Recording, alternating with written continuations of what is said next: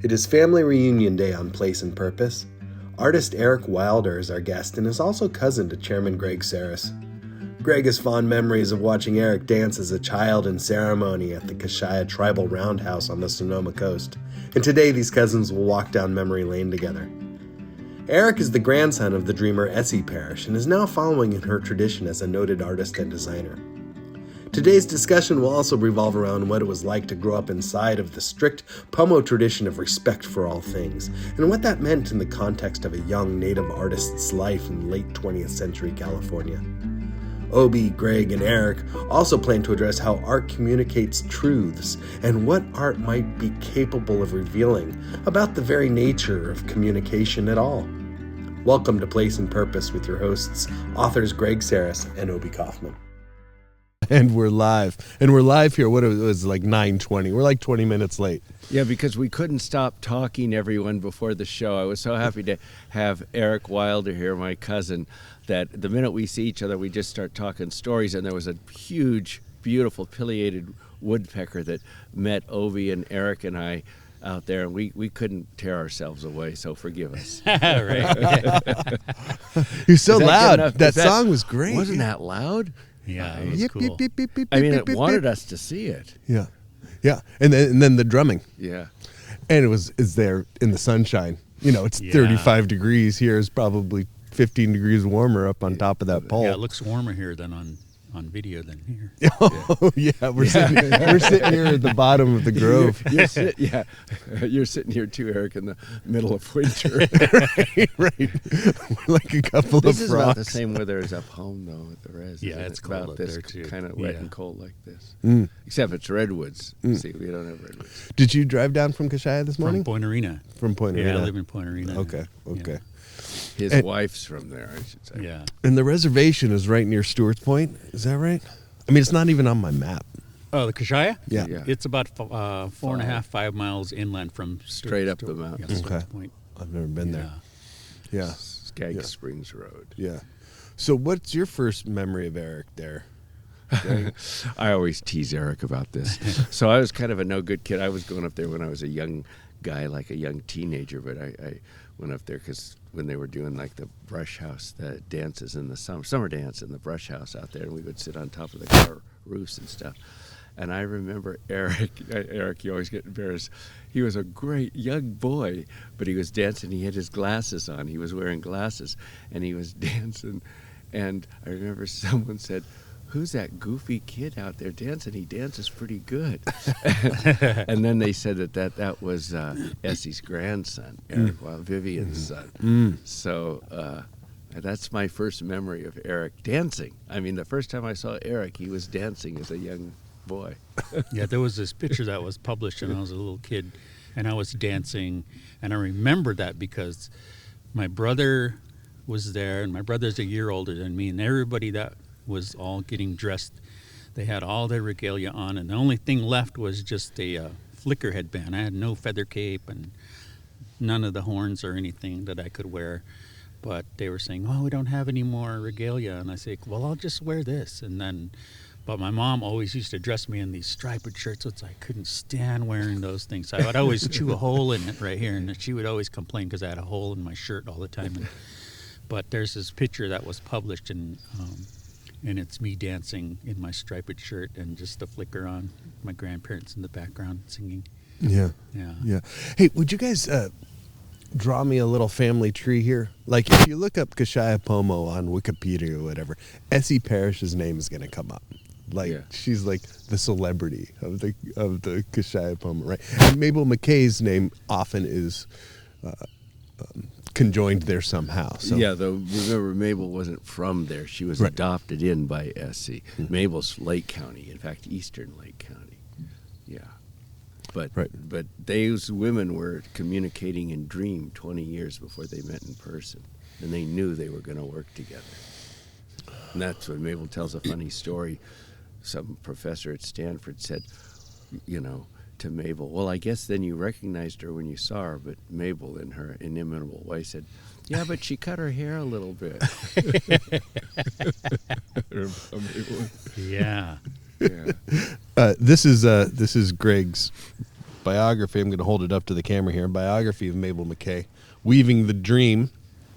And I've read that book a couple of times now because it's baffling to me. And one of the things that's so striking to me is the matter-of-fact tone in which Mabel seems to say everything.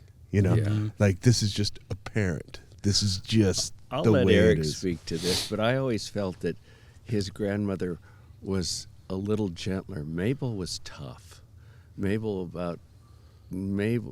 Essie was kind. She was a little gentler with the rule stuff. She wasn't quite as...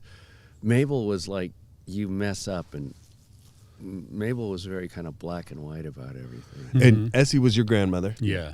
And you always considered Mabel your aunt. Is that right? Yeah. Okay. Yeah. That's what we were told, that she was our aunt. That's what we would call her. She said the spirit made us sisters, so she's like she was born my sister. There it is. That's a hawk. Yeah, we've got two sharp-shinned hawks that just went over.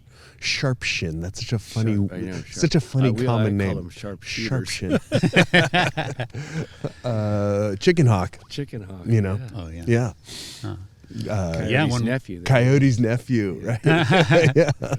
We have all the birds this morning. Oh my! I can't believe it, Eric. This is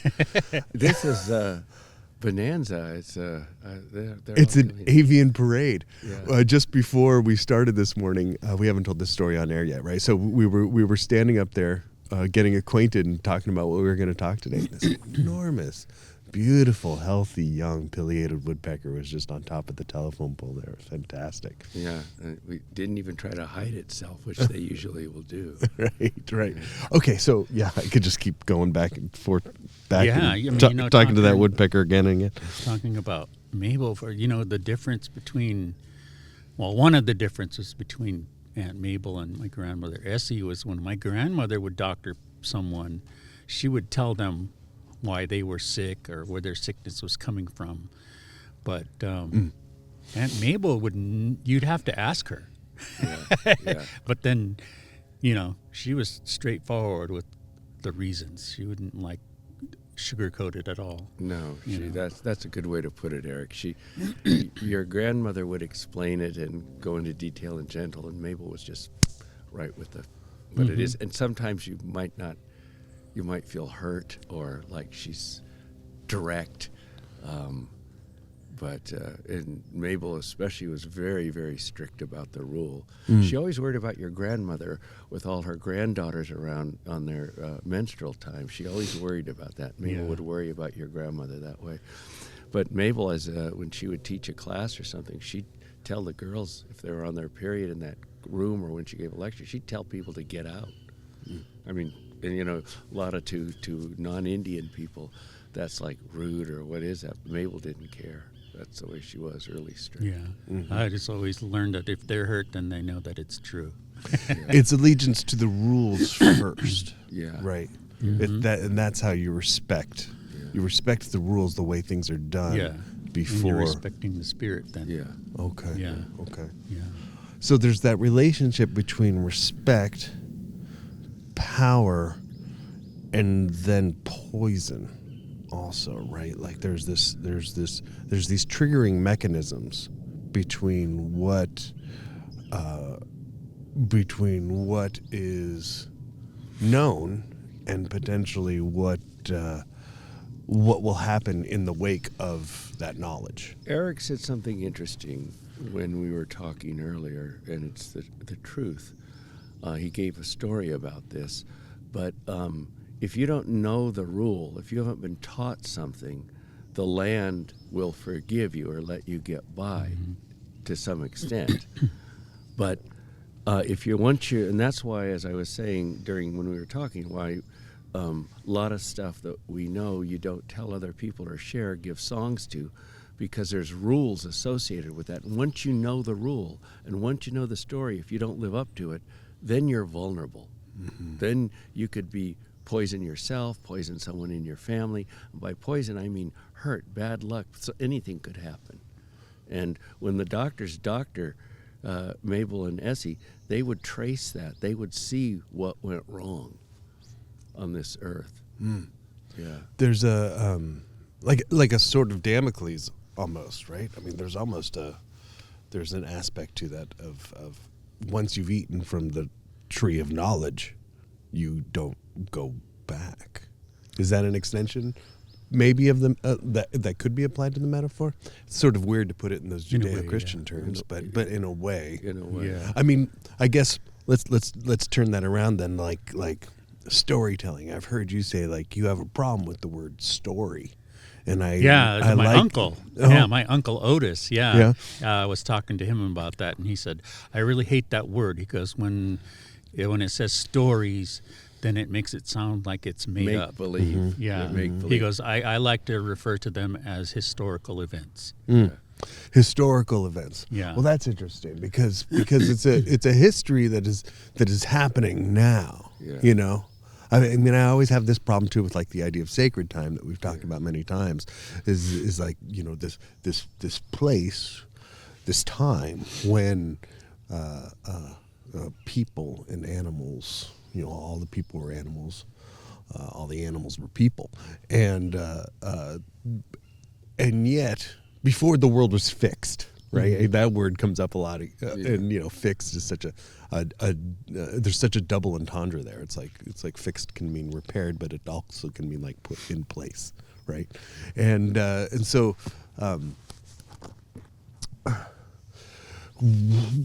History is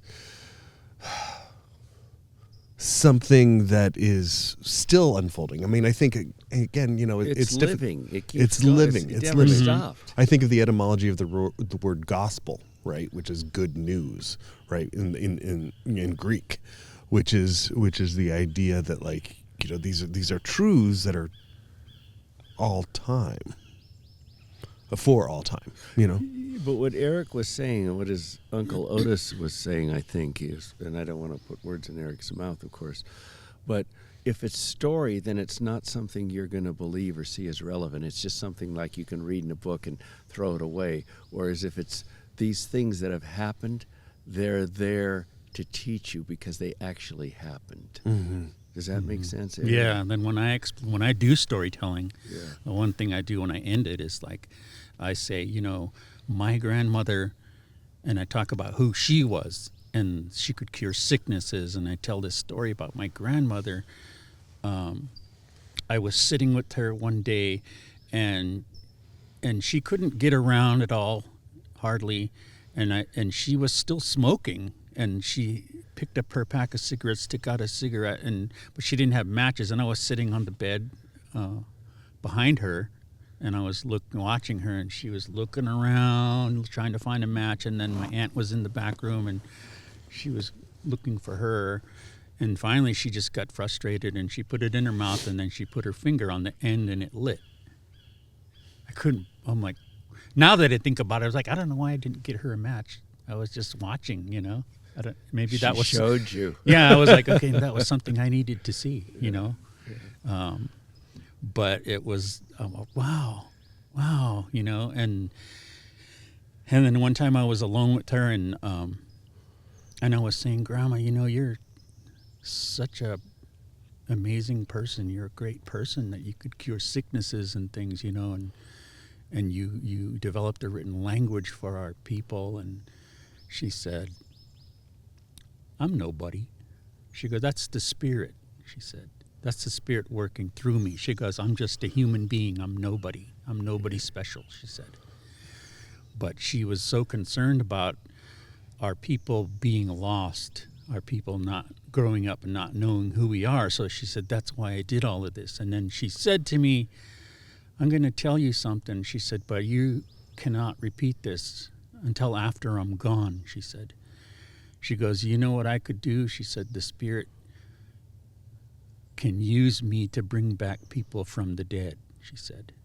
She goes, I can do that, she said, but don't ever tell anybody while I'm alive. She goes, because one of their rules is doctors, if you ask an Indian doctor I want to hire you to do something for me, like it's a sickness or I need therapy or I need good luck or whatever, they're not allowed to refuse.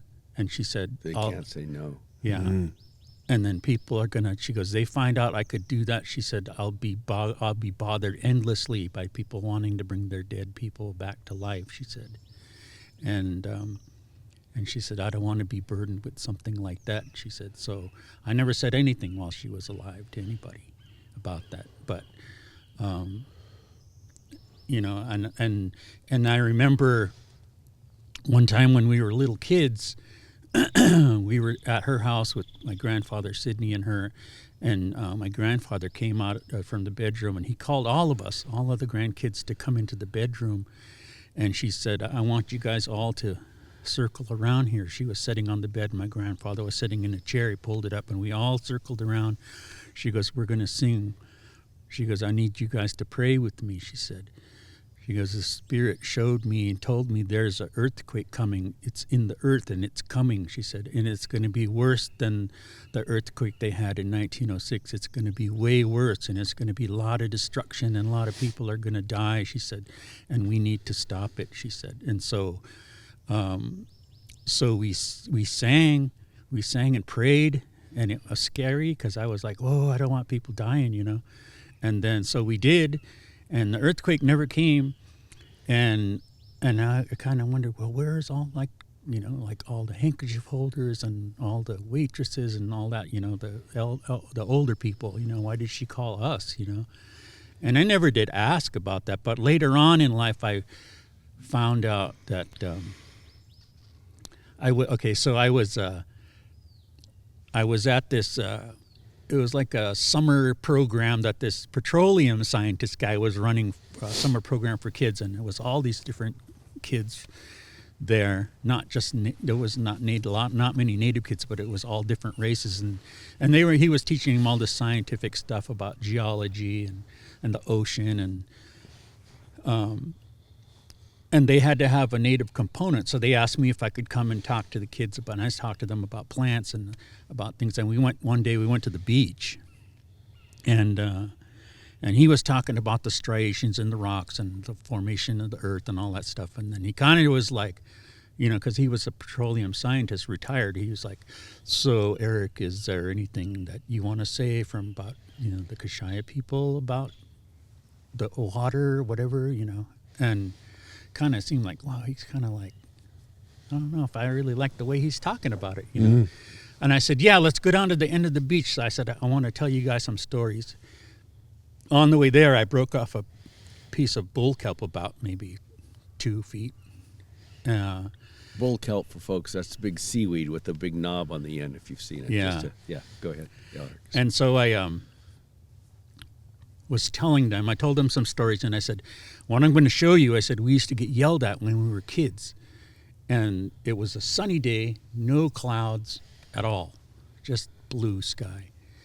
And I said, I'm going to show you how to make a horn noise with this, I said. And I said, we used to get yelled at for this. I said, my grandmother and aunts, they would say, hey, you're going to call the fog, don't do that. And I showed them how to do it, let them all do it, let them all make that noise. So we finished, and then the petroleum scientist guy says, oh, that was interesting. So anyway, let's go down to the other end of the beach. There's another place I want to show you guys some striations. So we started walking down the beach, and we were about halfway. The petroleum scientist and I were talking, and he was talking to me, and all of a sudden he stopped talking, and I'd like, are you okay?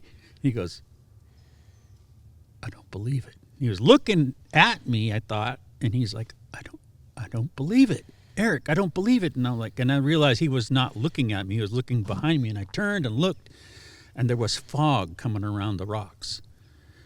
And he goes, how is that possible? And you could, he's had this scientific mind, and you could see his gears were like stripping, How is that possible? Eric, how is that possible? He was like, and I was like, I'm going to tell you. And I said, and you're going to have a hard time with this. I said, the fog is the spirit of a woman, and it's very timid. And I said, these young kids, the way I was told by my grandmother, young kids, their faith is 100% They have no doubt.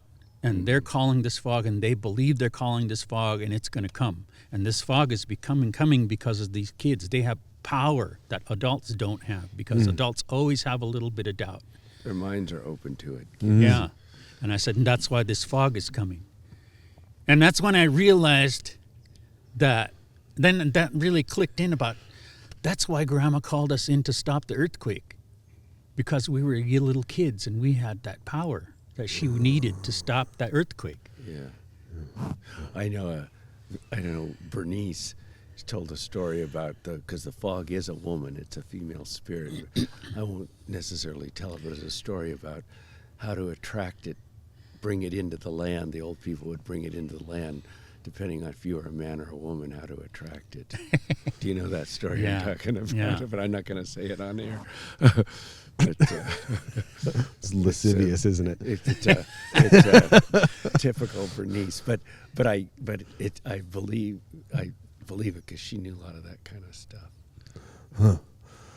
Do you guys, as storytellers, and I use that word as I don't know, generously as I can to encompass all things. How about this for what a story might be? It's almost like story with capital S is like this technology of like transmission of behavior and ecological wisdom that is, passed down or whatever, especially from adult to child, as you are explaining. Do you how frustrated are you with the English language? Like is English even up to the work? We pass around words like belief or spirit, and it's like, and it seems to me like these vocabulary words have so much baggage from these other stories. At the beginning of this conversation, I was sort of like cramming them into like this Judeo-Christian context, and it's like, no, that's not what it is at all. No. Like, or even like the difference between like people and land. I've heard you say like our people are of the land, which is like a sentence that describes a very sophisticated idea, right? Yeah. So Well, Mabel used to say, it made me think something, and I don't know if you heard this, Eric, but I believe it. Mabel said, at least for the Indian doctors, you can't doctor or do those things unless you knew your language. You got to do it in your language. So you had to be fluent in your language to doctor. And she spoke 3 languages, right? The Losel Cache Creek Pomo, the Southwestern Wind Tune, and the Sulphur Bank Pomo. Yeah, she understood the Sulphur Bank because her grandmother took her in there. Okay. But yeah, her language. And then sometimes a lot of doctors, I don't know about your grandma, but some doctors, in old Indian doctors, they would have an interpreter because they would go into, they were in with the spirit when they're doctoring and communicating with the spirit, but they don't know what they're saying. Like I know the story once Mabel was doctoring your grandma, and she started to explain to Essie what was wrong with her, but she was speaking Kashia, and Mabel didn't know Kashia from in the day. And then afterwards, your aunt said to her, or your grandma said to her, "God, you speak really good without even an accent." And Mabel said, "I do." But see, she was under, and they get a tongue so that if it's a different language, they can speak it to the patient to tell them what happened. But but when they're in the spirit, I think they're talking their own language. Is that right, Eric? I think that's Oh, you mean an actual other tongue? I know you talk about that in your biography. Well, that's the doctoring thing. That's another thing. But this is when they would doctor. Sometimes and I don't know if your grandma used it. She always had a lot of singers, but but Mabel often didn't. So she would have to have, and that was kind of sad at the end because some lady was supposed to help Mabel interpret, and she didn't. But Mabel would tell in the language when she was still under spirit or in the spirit. She could speak whatever language, like even English, to explain what was going on. But then she comes out of it and she doesn't. So if you went up to Mabel and said, "Say something in Kashia," like she's sitting here, she couldn't do it. But when she was doctoring to explain to Essie what she was doing, she explained in Essie's language. Yeah. Because it's the spirit talking. Yeah, it's the through her. spirit. Exactly. Because it's a spirit talking to Yeah. you. There's I know some there's a other prophecy that my grandmother left. She said at some point a new spiritual leader was going to come to our people. And I told about that, and then somebody was saying, well, a lot of your fluent speakers are dying, and are you worried about, like, if this new spiritual leader will come, that he or she won't know the language? And I was like, no. And I'm like, you're not concerned about that? I go, no, the spirit will teach her. Yeah, once I told you always this story, I call you Mabel, Eric. Eric, once somebody said, they always ask you, Mabel, you're the last doctor? What's going to happen when you go? And she would laugh and she'd go, spirit ain't going to go nowhere. It ain't going to hide under a rock. Like, people think she's the spirit. As Eric was saying about his grandmother, the spirit goes through them. They're just regular people. They're the reed through which the spirit works. But she said, his spirit's not going anywhere. It'll come. So I think part of that prophecy too, Eric, was that correct me if I'm wrong, but I think your grandmother said when that person comes, it'll be after everyone who knew her is gone. Is that correct? That's what I think what she said. Yeah, Yeah. pretty much, yeah. I think it's going to kind of overlap a little bit because my Aunt Violet, before she died, she said, that person is here. Oh, really? Yeah. She said, she said, she's a little girl, she said, and she's already walking on the earth. That was her last message she received from Spirit to tell the family. Wow, okay. If I may, from your book, it says, she said, looking at Mabel, and this is your grandmother talking to Mabel. Mm-hmm. I will go before you. I leave this house before you. Then you must lock the roundhouse. There will be no more true dream dances here. A lot of fakes will come around, dance around. No more true dances until the next true dreamer comes.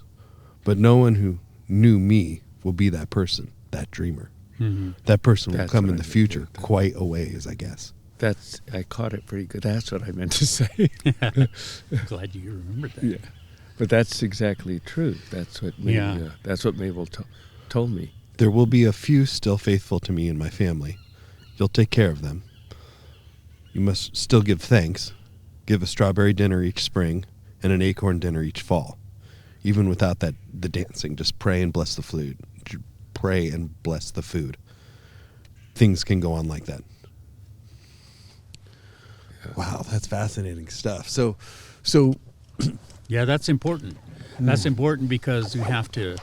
That's our law of reciprocity. We have to. That's our sacrifice. We have to do that for 4 nights of prayer, and then it was dancing as well, and then we do a sacrificial meal at the end of that.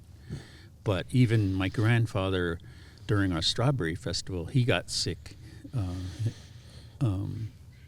His knees swelled up, and he was poisoned Indian way too, and he passed away in the middle of our strawberry ceremony.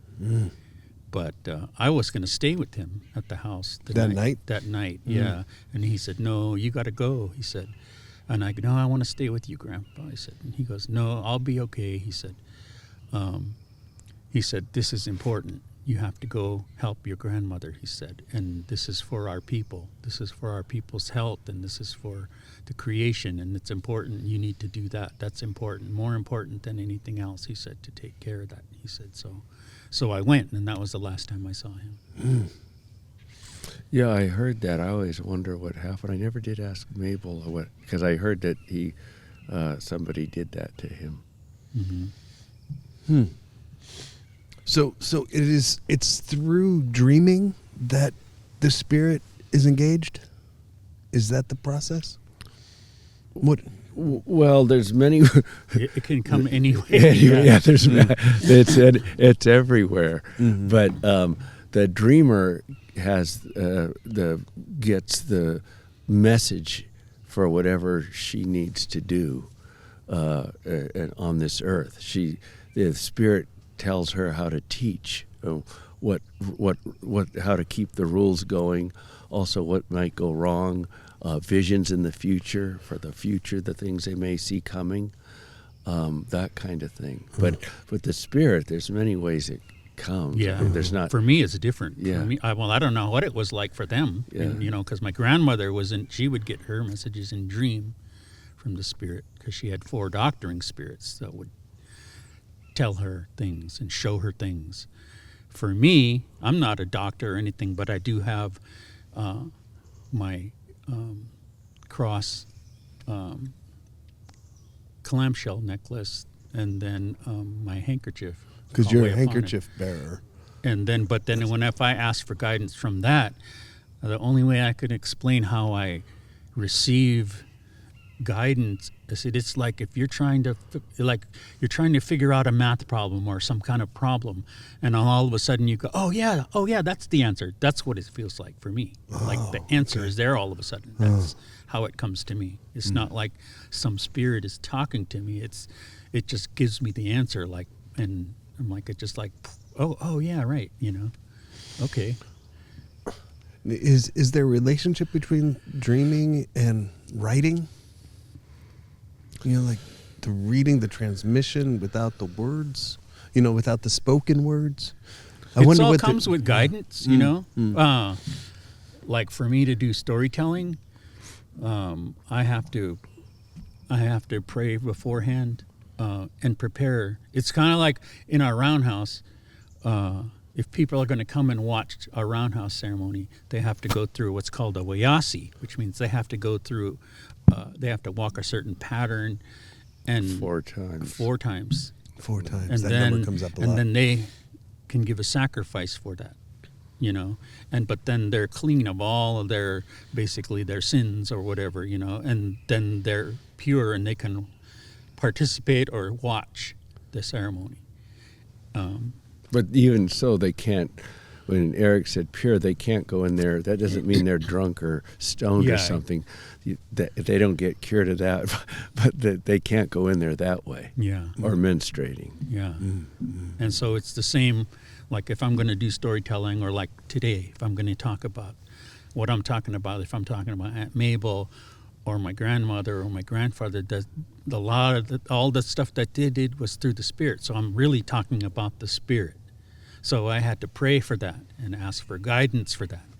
And then what I do is like, okay, anybody who's listening, anybody who's going to be here, will send my spirit before me and let them know that what I'm going to talk about is going to be the truth.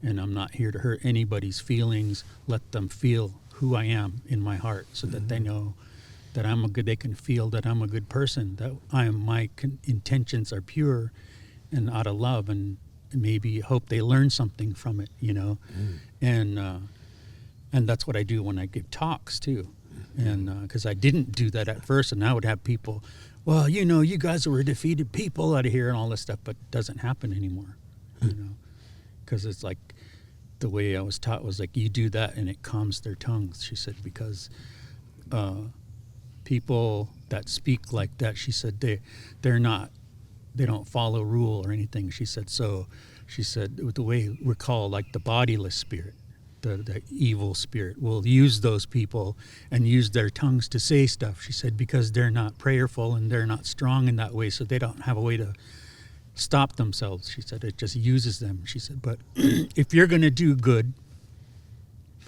if you're going to like try to pass on your knowledge or talk about the spirit, she said, and you're following those rules, you got to understand one thing.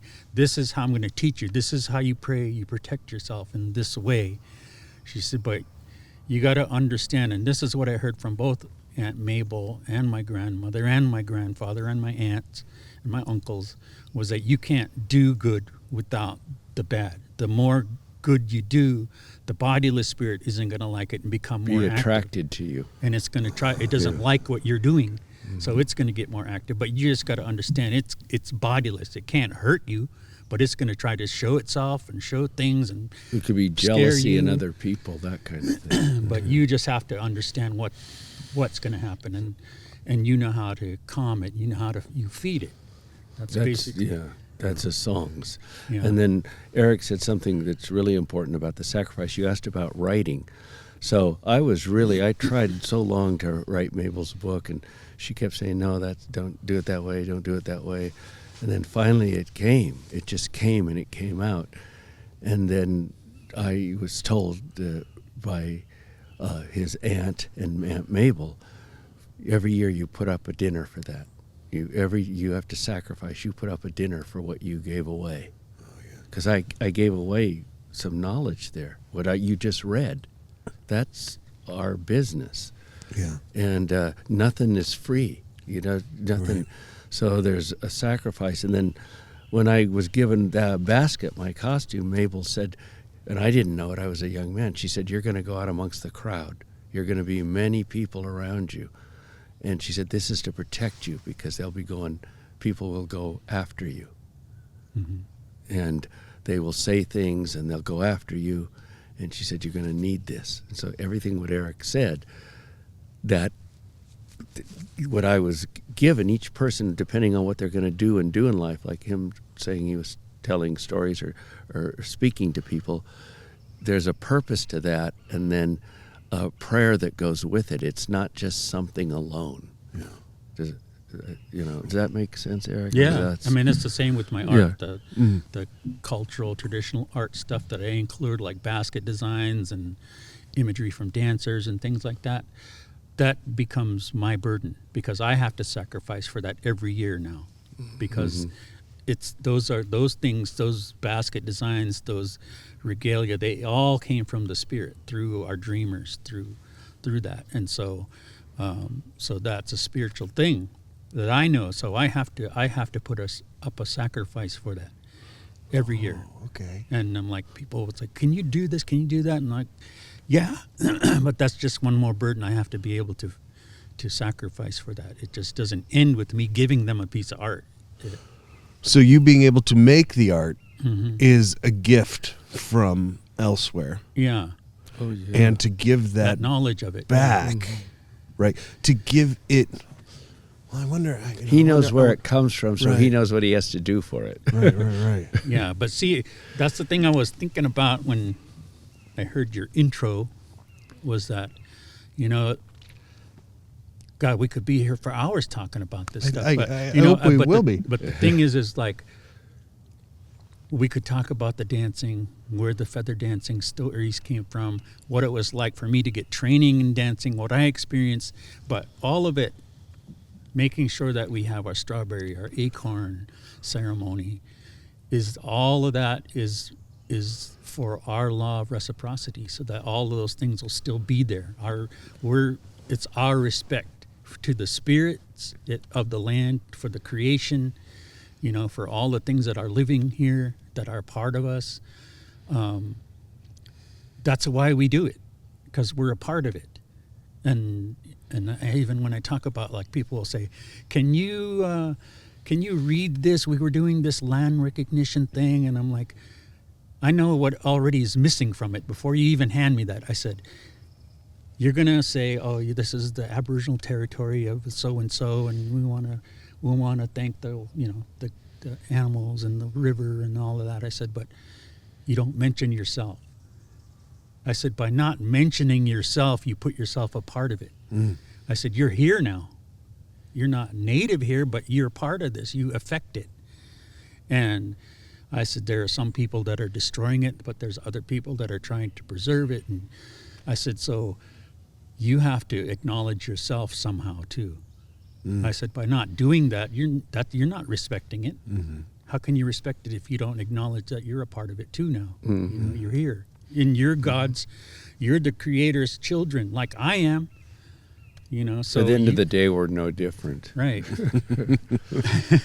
That makes me think, Erica, I remember a white woman once said to Mabel, she'd had cancer and the doctors couldn't cure it. And Mabel eventually did cure her, but she said, well, I'm not Indian, so will it work for me, her doctoring? And Mabel laughed and she said, you're human, ain't you? That was Mabel, but Yeah. that's how she said it. Mm-hmm. Yeah. So. The spirits have the spirit is the spirit. There's spirits. many, but There's it's all many. There's They're top of the land unnamed. spirits too. Yeah. And Are they unnamed? Is that? Well, some have names, but yeah, you got to talk to the people that know them. But I don't know.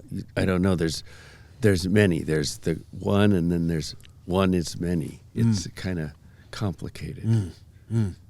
But as Mabel would say, don't worry about it. Remember, I should say that. Don't think too much about it.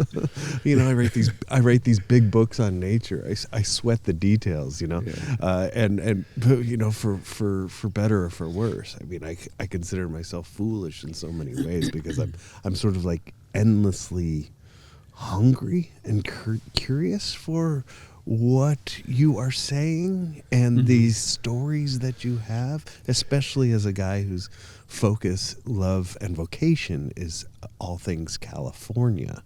You know, this beautiful moment in time, this beautiful moment in space. How do I be from here? How is the question that preoccupies my days. You know, I was born here, I lived my whole life here, but when do I stop settling this place? You know, when do I stop settling my own mind? Which I suppose is what you were getting at with the land recognition, right? Yeah. And so, like, I recognize the danger, though, too, in the knowledge, and I think that there's a scientific truth there too. Like, we know, 12 months now above a global average of 1.5 Celsius since before the Industrial Revolution. You know, here we are after just experiencing a climate spurred weather anomaly that was this atmospheric thing that just happened to us, where you got a foot of rain in a day in Los Angeles, right? Which is 1 in a 1,000-year event, they said. Right, exactly. It's happening year after year now. But that was all prophesied. Oh, okay. Yeah, they were. So His once grandmother you know was the talking truth, about that back in the 40s and 50s. once you know the truth, you encounter also the danger of poison. As I said, people don't believe this, but there's not a drop of there water or air that isn't poison now. It's come back on us. So it's all one way, Indian way of looking at it. It's all broken, too much broken rule. There's poison everywhere. Poison being the opposite of health. I guess I'm trying now to steer the conversation toward what a healer is, what medicine is. The thing that catches again in the throat, right? We're always talking about, as I hear in the Pomo tradition, especially in the healing tradition, you have all of this power around like this part of your skull, right? The singing and the talking and the breathing in. And what Mabel did was actually she had two tongues, right? And she could breathe in the disease and catch the disease. Well, it wasn't exactly like that, but yeah. Right. Exactly. So it was much more common. I want to just go quickly back because it ties to something that Eric said, a story that Mabel told me. And it goes back to what Eric was also saying is about children and about this life. And you said about believing or what happens and so forth, about living. You were asking about living on this earth. And Mabel once said, what happens when with our life, she said, when a child is born, it sees everything. It knows everything. It's wide open. It sees its whole life. It sees where it's going to go. It sees everything. It sees the whole thing. And then these aren't her words, but with language acquisition and reason and logic, as you get older, the mind starts closing and you're not as open anymore.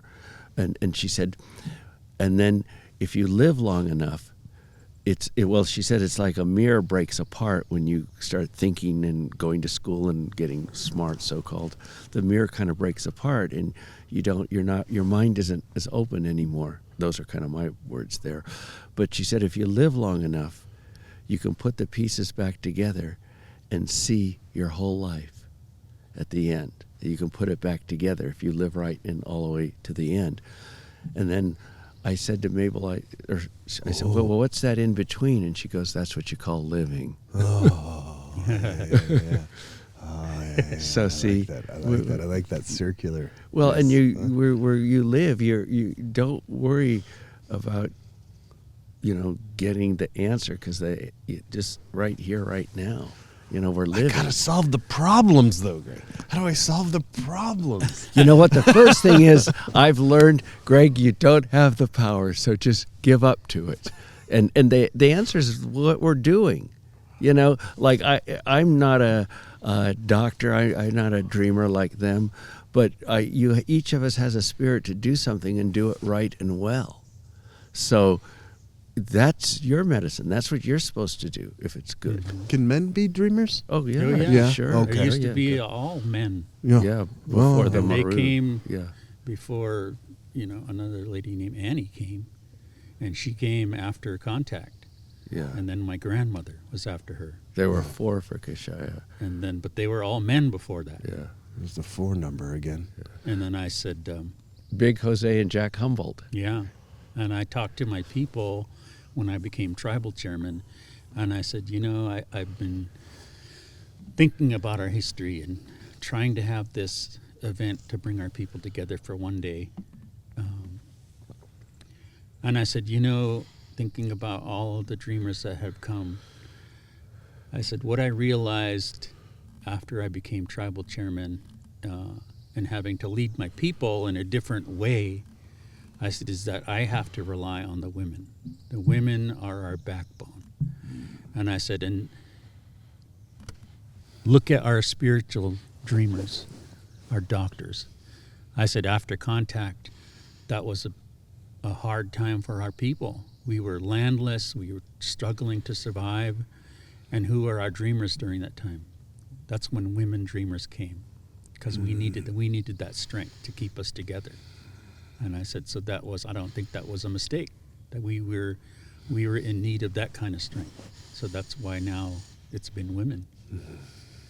But of that tradition, post-Contact, the dreaming tradition, that started in Lake County with actually a man, and it was Mabel's great uncle, her grandmother's brother, Richard Taylor, who started the dreaming, and he's the one that called all the people around in Lake County, and he said, if you build 7 houses here and we all gather together, it's going to rain for 4 days and 4 nights, and the earth's going to be flooded, and the white people are going to go away, the animals are going to return. Mm-hmm. Well, Kashia, everybody went to that. That was in 1878, 1871. And they went there, and of course it rained for 4 days and 4 nights, but when they came out, they were surrounded by the U.S. cavalry, and that was going to shoot them. They thought it was an Indian uprising. Mm-hmm. And a woman from Kashia had a piece of paper, Nolam Karia was her name, and she said, we're the property of, I forget who it was, but the soldiers wouldn't shoot somebody because the Indians were like property, like somebody's animals. They wouldn't do that, so they dispersed them. But out of that came that revitalization, that dream, and the women really, as Eric was saying, picked it up. And going forward from that, it was mostly women in all the different areas around here that led the roundhouses. And at Kashia, it was Annie Jarvis and then Mrs. Parrish, Essie Parrish. Wow. But they knew she was going to do that. When she was 4 or 5 years old, they knew she was going to be the one. They knew. Huh. Yeah. Huh. And they were.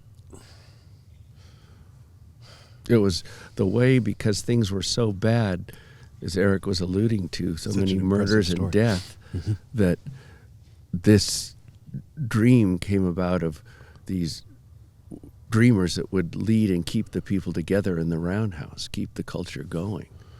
And it was given to them. But that kind of movement, the new movement to deal with the colonization, that principle started a lot with that dream, Richard Taylor.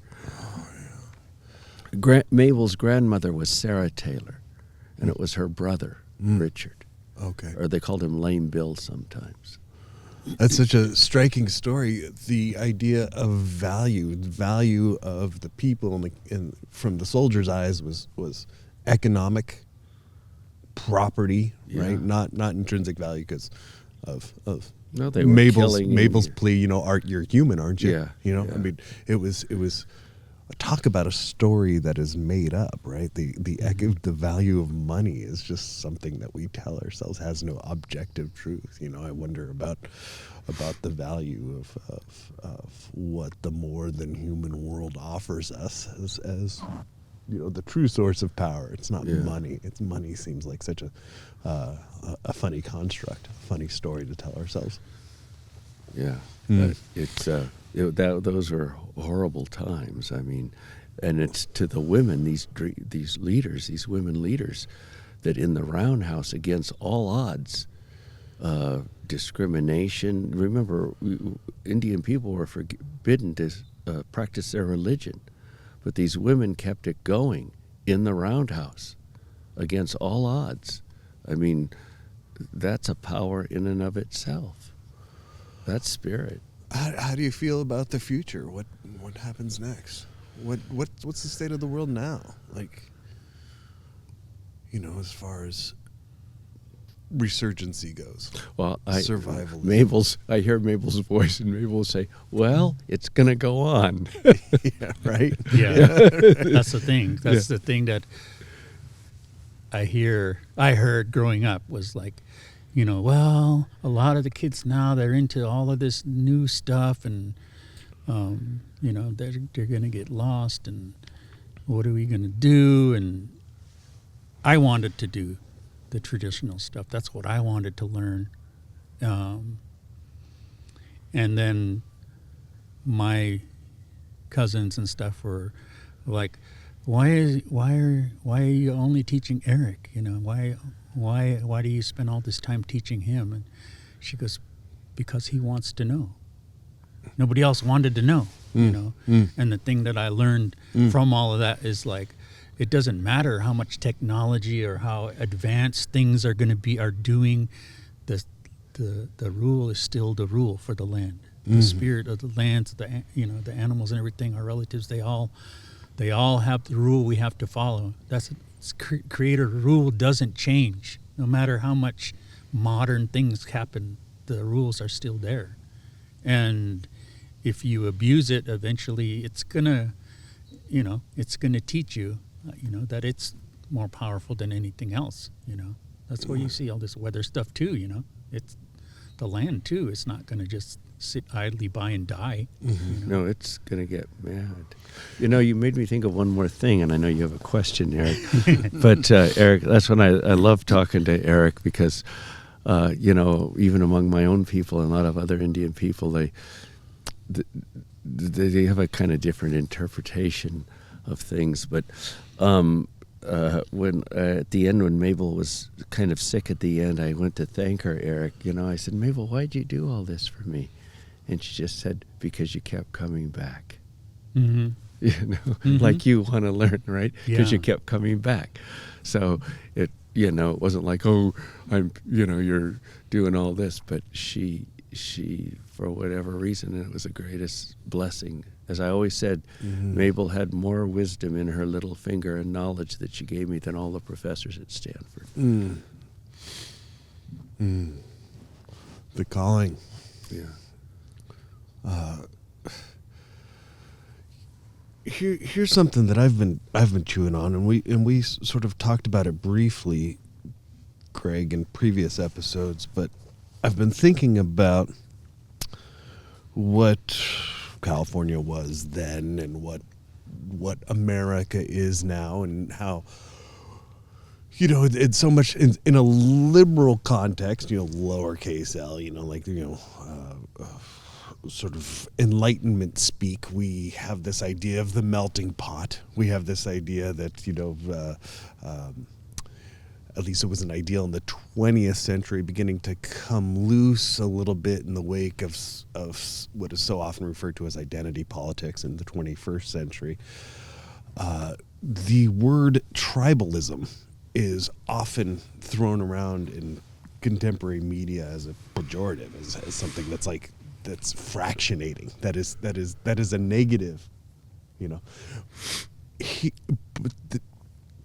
But I almost think like the use of that word I don't think it's inherently racist. I don't think that that word is used as like a racial epithet almost, but it kind of is towards an indigenous mindset that is bioregional in context, right? Mm-hmm. Like, Well, there's your answer. I know where you're going with that question, but you just gave yourself the answer. Okay, Because maybe. what's happened today is when you think tribal, you're thinking not really tribal, you're thinking nations. And so you have nation states fighting each other. I see. But ideally, in the Indian world, a tribe was connected to a region, a place, and the rules to that place, and their responsibility to that place, not to war or kill other people or take over other territory.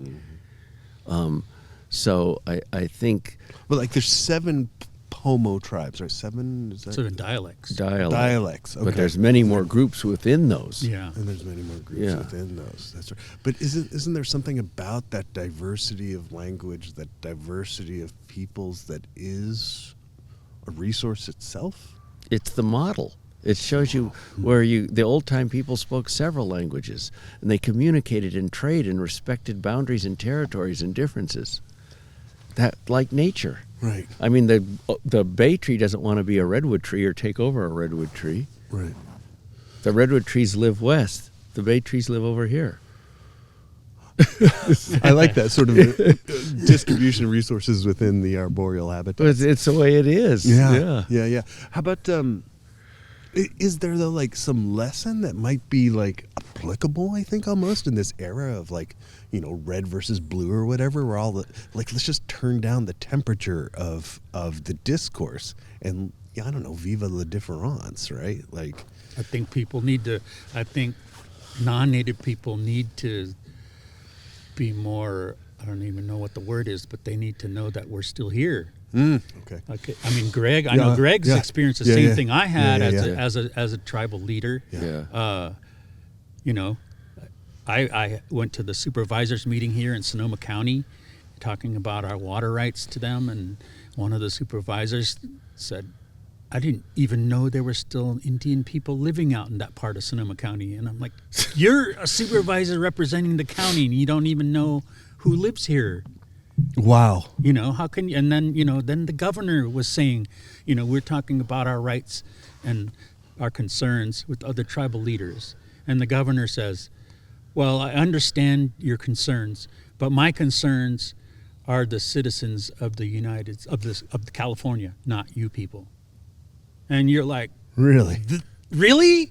Well, and the sad thing is what Eric was saying and what I say in these contexts, I'm saying this to help you. Yeah. I'm saying because I acknowledge you. I'm acknowledging you, and what I'm saying is to help all of us. And you're saying, well, I only care about my people, you know, not the Indian point of view. Where the Indian point of view is caring about everybody. I mean, that's what we go there to help. Yeah. And then we're erased once we're there. And I was actually was working on this art project actually with these other 2 ladies, one from Sherwood, one from Robinson, and the art center. You know, they were saying things that were like felt like being disrespectful. You know, and then also like. We were working on this project, but they kept moving us around to different rooms. We'd come back and find our stuff moved to another room. And then one time I finally went and they said, oh, we're moved you guys over here now because we need to use that room for something else. And I said, well, that's okay. We're used to being relocated, you know? And then the look on her face was like, I never realized what I was doing, you know? And then one of the other girls was like, well, I'm going to say something. And I said, well, just, yes, say something that whatever you're objecting to, but you got to understand that they don't know. I said, they don't know us. And I said, they're coming from what they were taught about us. Yeah. And I said, so you got to understand, in order for us to have a dialogue with each other, we need to educate them. So what you're going to do, I said, go at it from the standpoint that I need to educate you. You know, because if you're going to go and just be aggressive, then they're just going to be defensive. I said, you need to go in with the attitude like, okay, obviously these people need to be educated on who we are.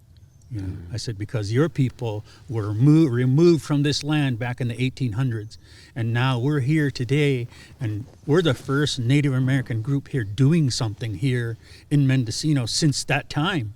I said, this is a big deal right now. Yeah. You know?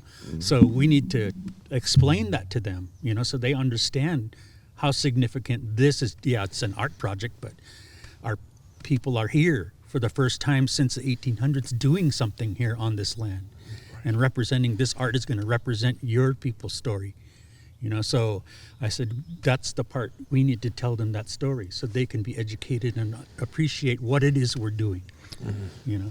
Yeah, I think the bottom line is respect, and that was an old Indian rule. I mean, if you didn't respect or you said something bad or just like the old people, they'd hoodoo you. You had to be respectful. But this, again, another story. Carol Hart, who was here, who I love, a dear friend of mine, we were horseback riding up Willow Creek, and there was some guy on a motorcycle tearing around up there on the trails and ripping up the land, and she got into it with him, started fighting with him, and, you know, screaming. I said, Carol, leave him alone. Just tell him, you know, he's not supposed to be here doing that. Just don't get into it with him. Let's just leave. So, you know, we laughed on the horses, and she goes, I just wanted to tell him that I did so much work to make this park available so people could come here, and the only reason he's here is, you know, because of what I did, and, you know, all the work I did. I should have just told him that. I said, Carol, now you know how we feel. Yeah. As Indian people. Yeah, I mean, we're educating each other too. Yeah. You know, I remember the time. Remember, I came to your guys' tribal council. Yeah. Because I was asked to speak at the Dominican University. Yeah. So I came to the council and I said, I would like to ask your permission if I could present. See, down that's there. the right way. And then I remember some of his tribal council. Like, why are you asking us permission for that? You know, and I said, well, this is what I was told, that, you know, I'm going to be in your territory. And whenever, a long time ago, people would come to gather from the ocean, they would stop at the trailhead and wait for our people to come down and meet. And they would say, we would like to come. Ask them. And then they would, spend the summer gathering for winter foods and preparing food and seaweed and, you know. And that's the thing today. I don't want to get on my political hot box here, but when you have tribes now claiming that they, for gaming or for money, that they want to be, that, we were traditionally in that area over there, that we were from there, when your tribe is really 50 miles away, and they said, well, we used to trade over there. Well, we used to trade everywhere, but we respected the territory. So like the Coast Miwok from this area, we would go to the coast over to the Kashia territory over there, but we would ask, and we wouldn't claim it's our territory. It would be like if our grandmothers lived next to each other and we asked permission to go in one yard and pick apples.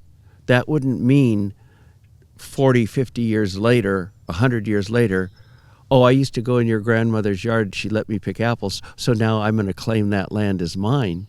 No, it's still the other grandmother's. But these Indian today, because of greed, they're moving around. Now, I believe that those of us who happen to be in an area where we can have gaming and make more money, it's our responsibility to share. And if we shared our wealth, the ones that are being able to have it, we wouldn't have this going on. But that's why we share with Kashia. That's what we share with what we have, and we would like to do more. I want our people to do more, because we all are one, and we're all interrelated, so we should share. But you don't come and claim that because you were living with somebody in the 40s in Sebastopol that you have a connection to that land there, for your tribal land, when your tribe is from a whole completely other area. And that Eric just did the exact right thing, the ancient thing of saying, I'm going to be speaking, I'm going to be doing this, or I'm going to use something in your area, by coming and asking. That's the polite thing that acknowledges and respects a territory and a tribe. It's an act of reciprocation, too, in a way. It is. Well, in the old days, if you didn't do that, you'd get poisoned. The people are very strict about that, about respect. Yeah, and that's what I get, like, if I go give talks. Every once in a while, somebody will say, well, you're just doing that for the money. I'm like, you know what? I would do it for free because to me, it's keeping my people alive. Those things that I talk about, and hopefully keeping your people alive, because there are not a lot of people. I said they do the dancing, but do they understand all the rules that go along with the dancing? You know, that's only a part of it. That's just a little part of what the dancing represents. Mm-hmm. All of those costume pieces mean something. The rules you have to follow mean something. The things that you're supposed to do while you're dancing, I don't see happening. But it's a step.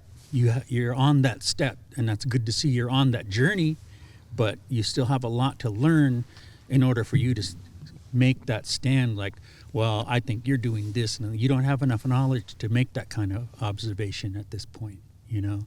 But for me, I'm just like, okay, well, there's that bodiless spirit working their way through them again, you know. And the thing that I worry about, because of what I was taught, is like, okay, well, if you're going to be dancing and then later on, a week later, I see you drunk somewhere, it's like, you know what? I'll pray for you, because when you mess with those kind of things, those are spiritual things. Those are things that came from the Creator, and you're basically making a mockery of it, and you're going to condemn yourself. And I don't want to see that happening to our people. I don't want to see them suffering because, you know, I'm like, well, they only know part of the rule for it. And hopefully what they're doing, maybe they don't know and they'll be forgiven for it. But you can't show off with it. That's the word. You took the word out of my mouth. There's too much show off to be Indian, and it's not to be shown. It's not a show. It's and maybe that I see the people, I feel like a lot of times now, every time there's something Indian, they want dancers. And there's groups that'll just go for dance, and they dance for money and put down the money blanket. I don't know about you, Eric, I never saw that growing up. I never saw that around. I never saw anything like that. And, you know, you might make an offering, but that's different from getting paid to go, you know, sing for 15 minutes or dance.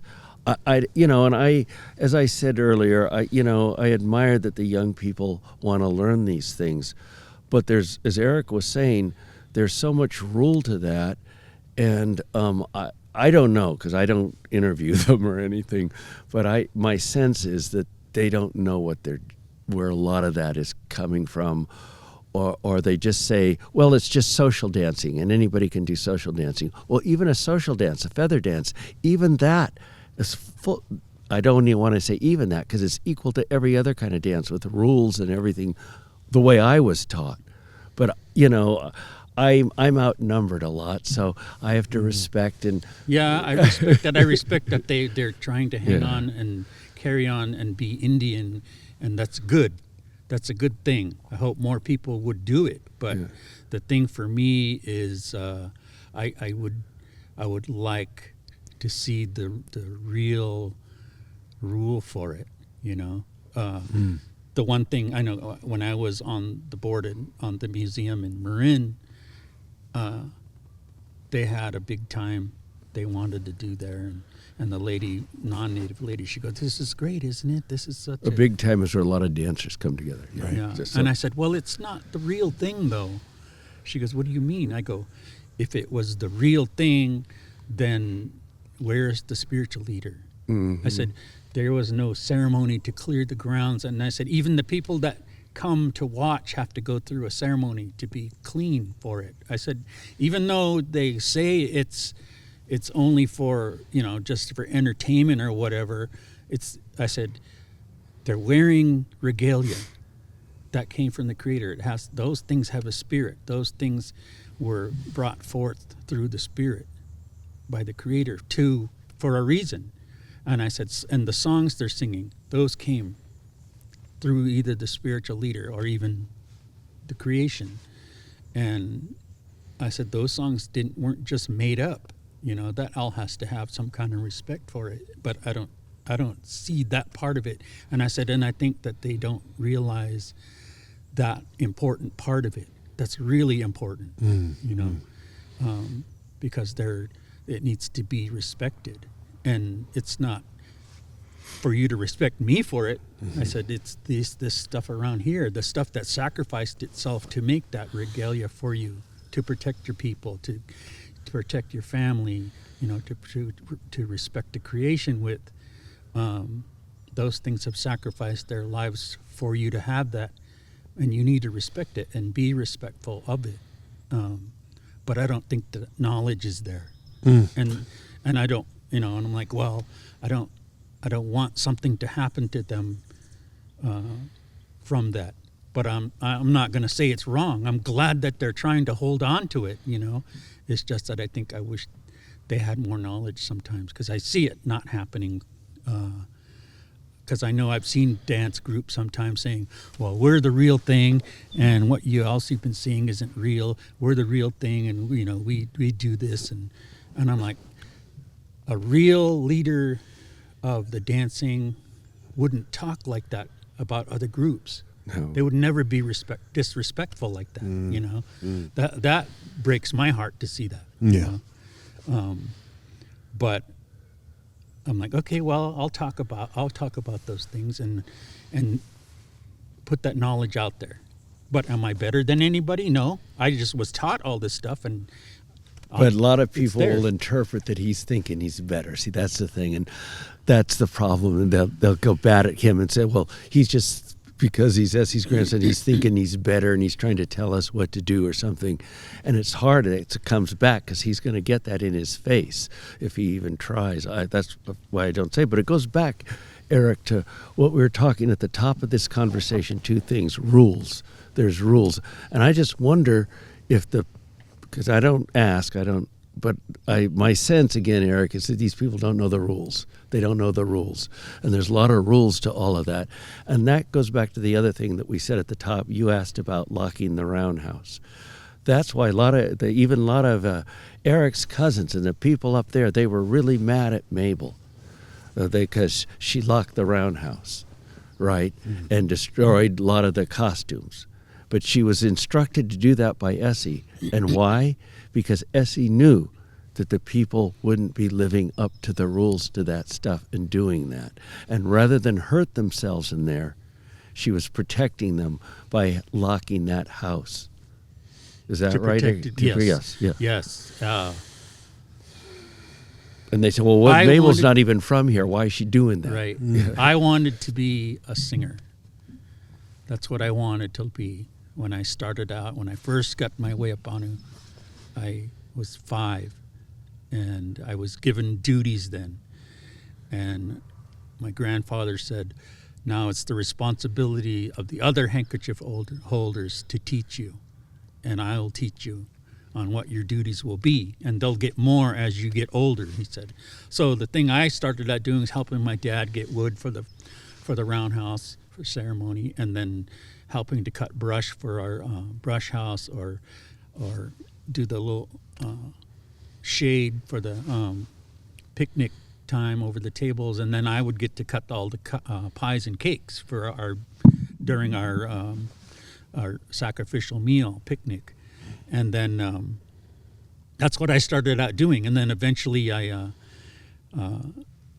did a little bit of the fire tending, and there's so many rules to that. I mean, people just see the guy keeping the fire going, but the rules for the fire tender are so many. That person has to explain to all the people coming in, you can't be drunk, you can't be on drugs, you can't be on your menstrual cycle. When you come in, you have to go through the wayasi, and then you get to sit in certain places in the roundhouse. Certain places are for certain families, and then you have to be quiet. And they make sure all that happens, and then they actually are the ones who make sure all the wood is gotten and keep the fire going. And then they keep people from coming in during the dancing. There's so many things that's just the rule for the fire tender. And then I eventually got to do the wayasi, and that's doing the ceremony when people came in. I didn't realize till I thought about it later in life and then I got to do the opening prayer. My grandmother asked me to do that, and I'm like, wow, I was only like 13, and I got to do that. And like, I was only person I ever saw do that was my grandmother. And I'm like, I felt, why me? And like, well, that was part of my training, part of my responsibilities that was given to me. And then Also, when I was 13, they made me a big head dancer. And Emma Antone was the one who did the ceremony for me to wear that. And each one was one of my grandmother's doctoring spirits. There were 4. There were 2 men dancers, 2 women dancers. And that is a totally different dance than you do with like the feathers. That's very private. It dances you. You don't dance it. Because you're dancing I was dancing for my grandmother's doctoring power, you know. And you're never to take that out of the roundhouse, right? Never. And I couldn't even, they said, now, whatever you put on your head, hats or whatever, you need to keep that up. Because no one else that's not a big head dancer can wear those things. It's spiritual. It's not good for them. So, wow, there was all these different rules I didn't realize. And then I wanted to be a singer, and I had to go through ceremony for that. And then my grandfather sat me down and he goes, sing me your favorite feather dance song. And so I did, and I was thinking, oh man, I think I'm pretty good, you know. Yeah. And then he's like, okay, he goes, you need to learn where to take an air. You need to sing from here, he said. Now you're singing from here, he said. And you need to remember when you're singing, you need to sing loud. You need to sing powerful so that the dancers can feel it and they'll feel like dancing. And then he goes, and then that makes the singers want to sing harder, he said, and then the people will feel that spirit. And remember that you're doing this for our protection of our people, he said, and your families. That's why we're doing this. And for the creation. So it'll always be here to respect it, he said, our law of reciprocity. And so I started having these dreams about people getting hurt in our tribe. And I didn't say nothing for a long time because it was some of those dreams are coming true. And I'm like, why am I dreaming this stuff? And it was coming true. And I was scared. I didn't say anything to anybody. I was like, if I say something to somebody that I'm dreaming about people getting hurt and it's coming true, then people are going to say, oh, you just want to be something. You just want to act like you're got some kind of power. Like you're a dreamer and all that stuff. And I'm like, I don't. That wasn't what I wanted to do. I'm like, these rules are hard enough just to be a singer. I can imagine what that's like being Grandma or Aunt Mabel, you know.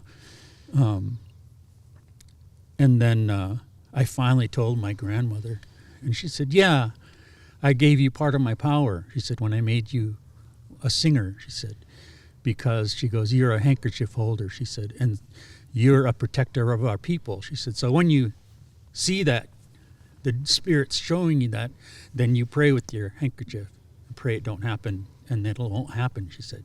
That's how you protect our people. It's showing you that this is going to happen. You need to pray for it so it don't happen, to protect our people. She said, that's what's going on, she said. Oh, I said, okay. And then it stopped. After my grandfather died, it stopped. And at my grandfather's wake, my Aunt Bernice came in and said, here's your grandpa's handkerchief. You need to copy this pattern down. So I was drawing. He had 2 handkerchiefs. So I was drawing the patterns. I was almost finished with the second one, and my Aunt Violet came in and she said, hey, what are you doing? And I said, well, Aunt Bernice says I'm going to be the keeper of all the patterns. She said, no, that's go. She said, taboo. And then my Aunt Bernice came in and she said, well, this is what Mom said. She said, this is what he was going to be the keeper of all the patterns. And she said, no, not anymore. She's not leaving the feather dancing. My grandfather would say, you're going to be the leader of the feather dancing when I pass on. And my aunt said, no. She said, Mom said that nobody was worthy of it, she said. So she's not leaving the dancing. So then a year later. And that's true. That's what Mabel verified that. And I was thinking, what did I do wrong? Was I not faithful enough? What was it? Was I not prayerful enough? Yeah, why was it taken away from you? Yeah, then a year later my grandmother died, and I was 15, 16, and I didn't want to hear the answer that I was not faithful enough. So I never asked till I was like 27, and I went to see my Aunt Violet, and I said, you said that Grandma said that nobody was worthy of it. What did I do wrong? I said. She said, You didn't do anything wrong, she said. She said, Mom saw the spirit showed her in her dream that if she left the feather dancing, everybody is in mourning, she said, because your grandfather died, and then a year later she died, and then everybody was going to be in mourning, and nobody was going to be, they were all going to be feeling like, why are we going to do this?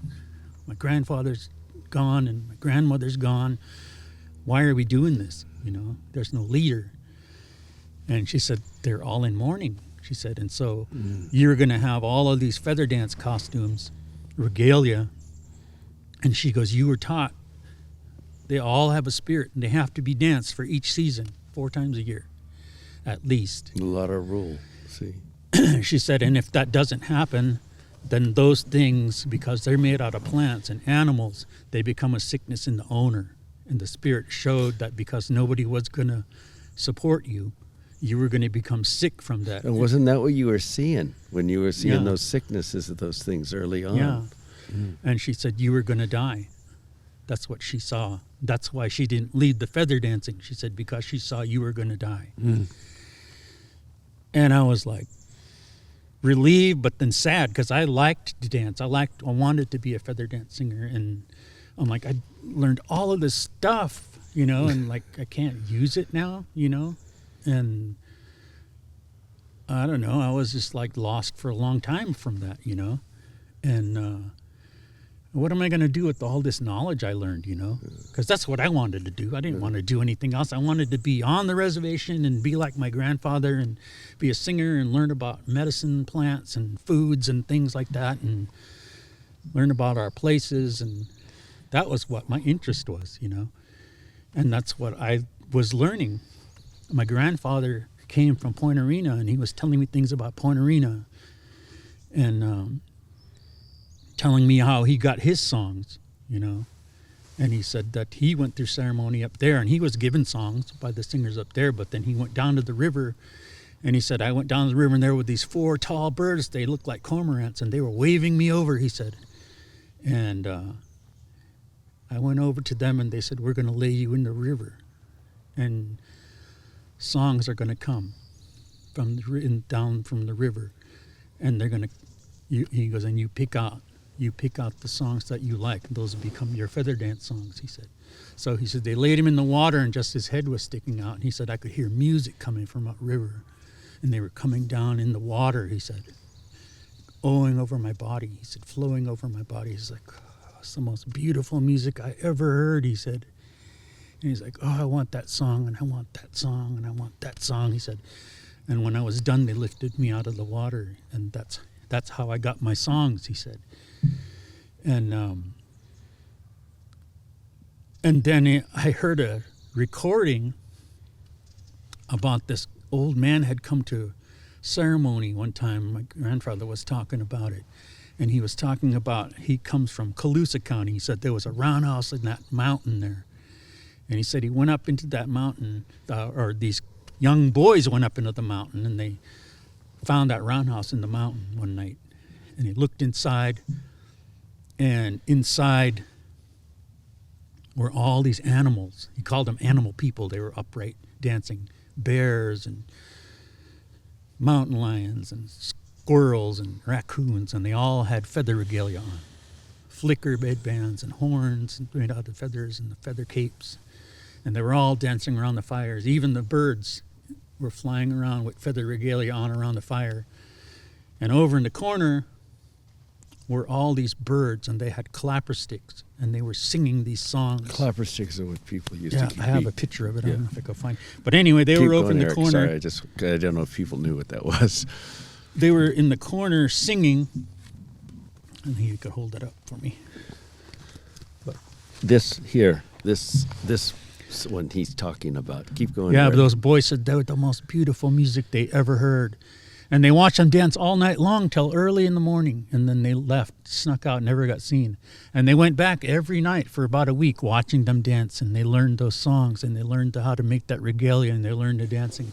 And they brought it back to the tribe. And then this old man told my grandfather, he said, then about 500 people left our tribe, came out here to where Kashia people are. And stopped off at every village on the way here, teaching them those songs and the dancing and how to make that regalia. He said, that's what we're told is how feather dancing came to the people. He said, Yeah, see this? That's, yeah. And then he said, those 500 people never came back. And I played that for my mom, and she said, I'd never heard that before, she said. She goes, that's got to be true, she says, because they would ask my mom, she said, they would ask her, what are the words to some of those feather dance songs mean? And she goes, I don't know. That's a spiritual language. She said, that must be that bird language, she said. Yeah. And then I remembered this story about my grandfather telling how he got his songs from the birds in the water. Yeah. You know, and that's like our connection. It's just like, oh, that's our connection with the animals. They gave us music. They gave us prayer songs. They gave us good luck songs. Because we're connected to them. That's the rules. It's not like we tell them what to do. They told us. So it's a different way from the way the non-Indians see that thing. But that's a beautiful story about your grandfather, whose name was Indian name was Hummingbird. But in any event, a lot of those people like Mabel or other doctors water had a very sacred. The story about Tom Smith, which is kind of funny because there's a cave below Bodega Bay where the doctors would go. If they're fake, they'd float them on top of the water, and then they'd push them down. If they fake, they were drowned. But if they had the right dream, they could go down under that water into that roundhouse underneath there. And that's where the doctors, a lot of them would get a lot of their songs and a lot of those kinds of things. But they say that that Tom Smith got greedy. He took too much when he came back and had a lot of stuff and got women and everything else. They said he got greedy down there. So, but he was a powerful guy, but an old kind of guy. They could kind of go both ways. But yeah, that gift from the birds, you know, that connection made me realize that. And I'm like, that's why we dance. That's why we sing. That's why, you know, that's why we have these dances and prayers and all that. Because of those things. That's our connection, you know.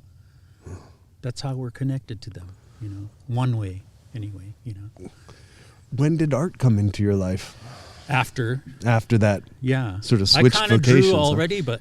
You were always drawing, as I remember. You were always kind of artist. And then... there's a lot of art folks in your family. You got people that bead. Yeah. There's a lot of... My Uncle Otis did a lot of caricatures of people. Yeah. And he worked at the mill in Annapolis, and I went with him one night, and he was like would kind of like the caretaker at night. And he would sit in his little office there and see him doing caricatures of people. And that's what really made me want to do art. He was the one that inspired me to want to do art. And I really enjoyed it. And I was actually had won a scholarship to go to art school in New Mexico. And then my dad got hurt, and then I had to go to work, and I missed my opportunity. And so my grandparents died, and I was like, I quit.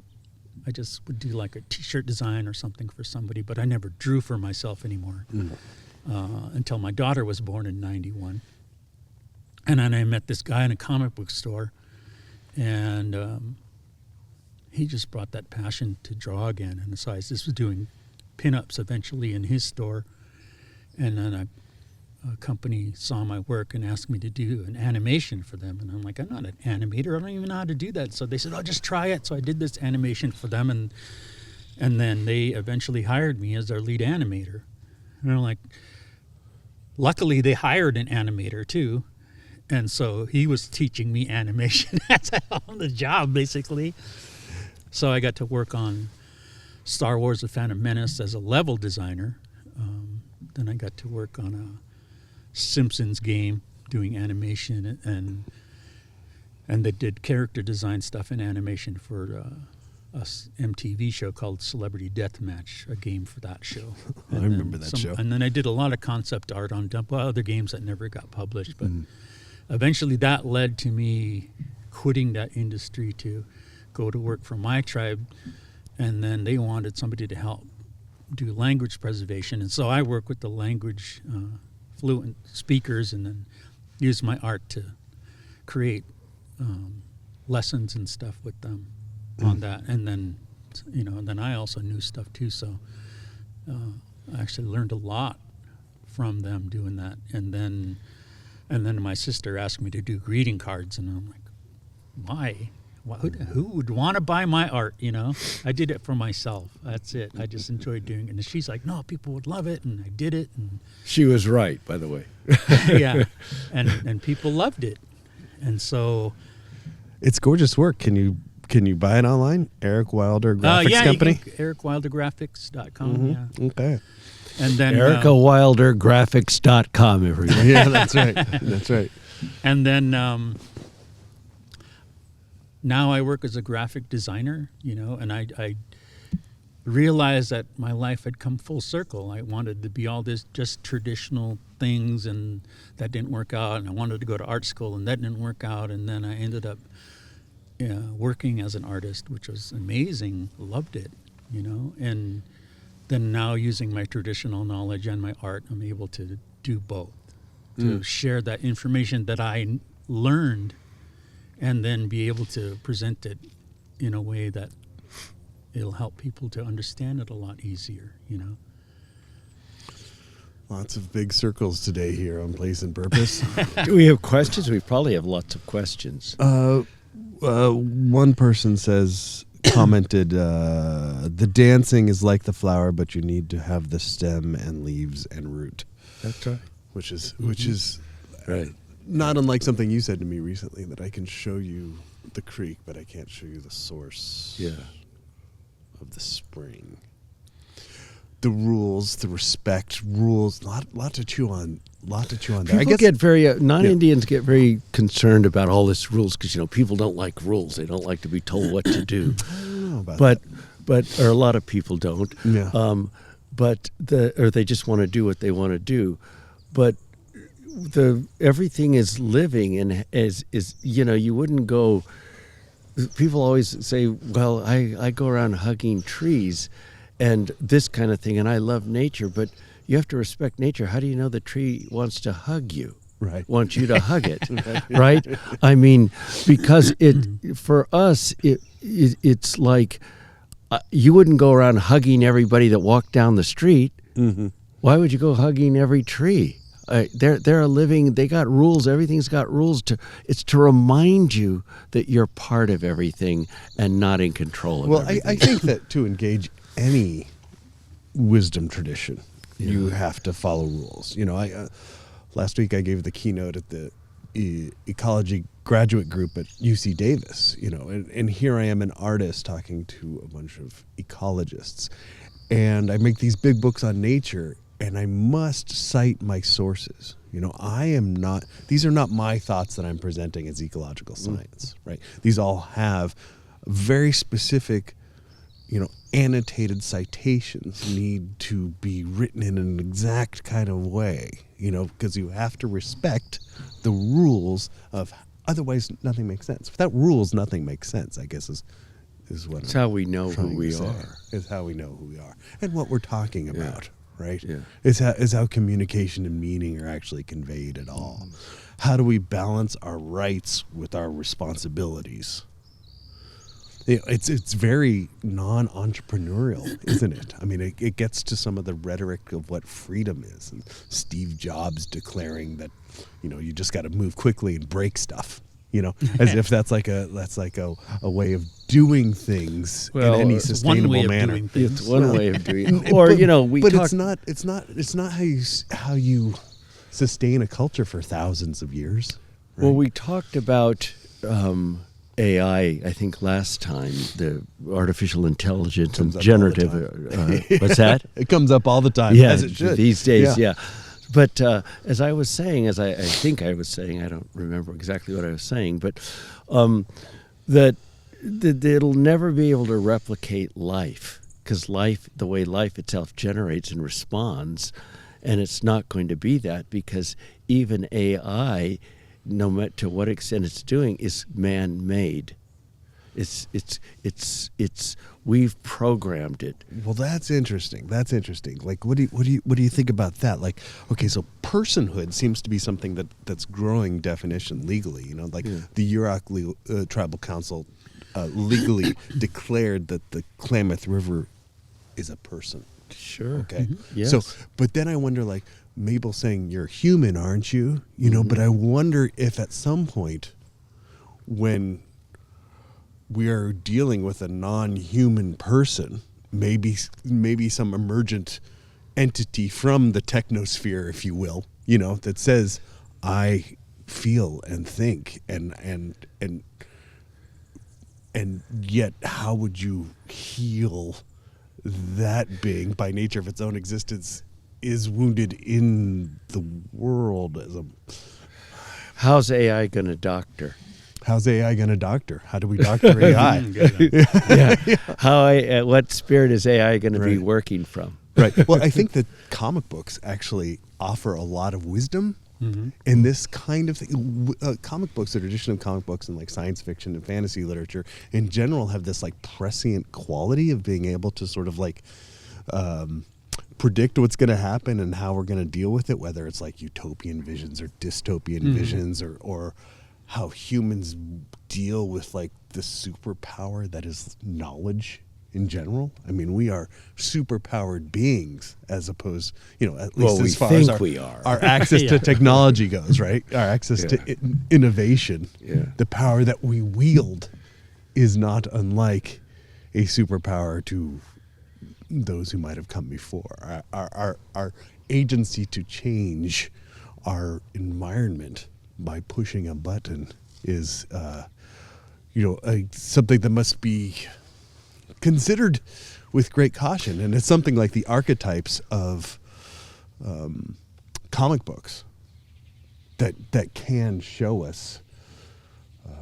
Well, they can kind of psychological traits. They can tell certain stories, dystopian or utopian, but it goes back also to what Eric said earlier at the top of earlier in our discussion, when you're not going to win over nature.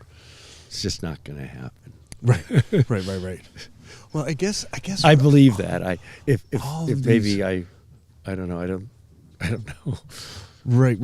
Well, the quality of the narrative presented in terms of cultural context is very important to me as an author to get right. And one of the things I go head to head with my editor about is the use of the word we, which is such a piece of political rhetoric so often.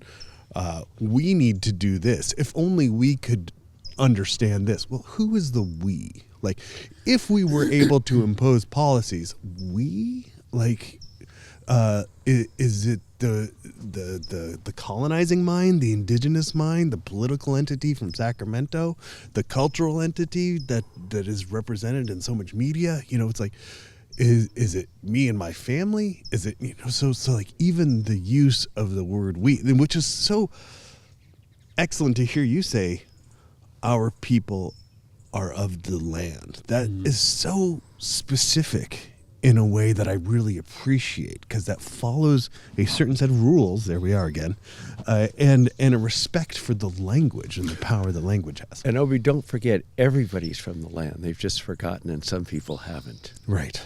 See? Right. So, right. And people always say, well, you're Indian, you're into nature. And I said, well, you're breathing, aren't you? If you're breathing, you're into nature.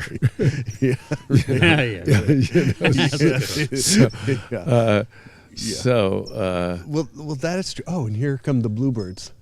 Oh, cool. Oh, really? Bluebirds? Yeah. Wow, every bird this morning that's possible. There's a dozen bluebirds here right now. Feathered. All Eric, this shows you that what, like Mabel always says, whether you believe it or not, it's true. Now it's right in front of you. Especially on days like this where you have like the really cold mornings and then the warm gradient, Yes, yeah. But so many varieties. Landing right on the camera right over there. Look at this, right on the wire. Look at that beautiful bluebird. Look at that. With gorgeous creatures. But yeah, they're all coming out in waves, aren't they? I wonder. Eric attracted them with that thing that story he was talking about. I'm It's not a sure. story. I'm pretty sure. You see from if I'm up in Calusa where that came from, they're all visiting. Yep. Well, I'm sure we could. They're going to dance tonight over. Well, you know, one of the things my grandmother said, and please don't have it word for word, but it fits for you too.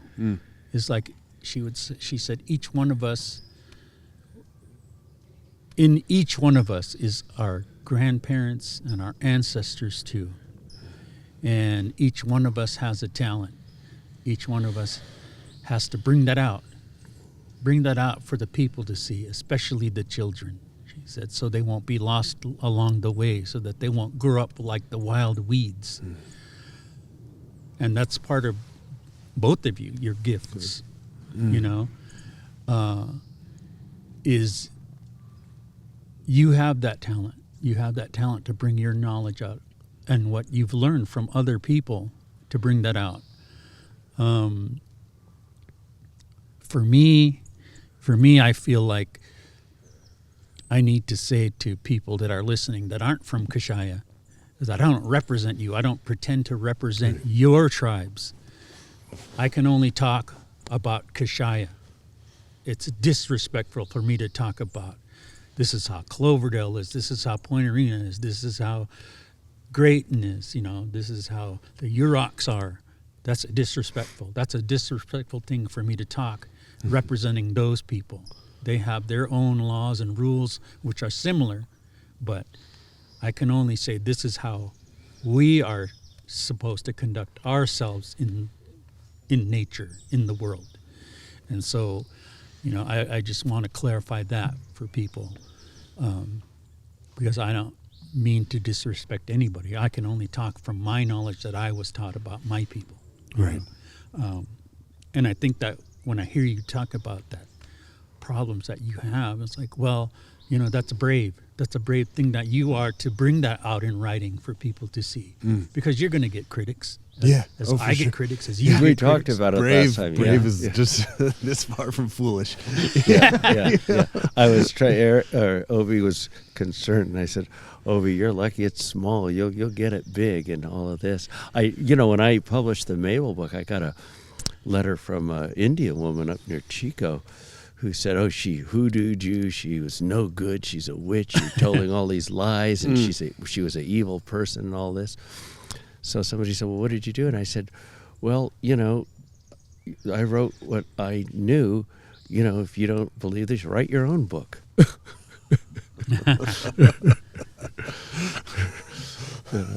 Yeah. Well, I think at that, you know, here it is, 11 o'clock. It's time for us to turn in and say goodbye for now on this wonderful episode.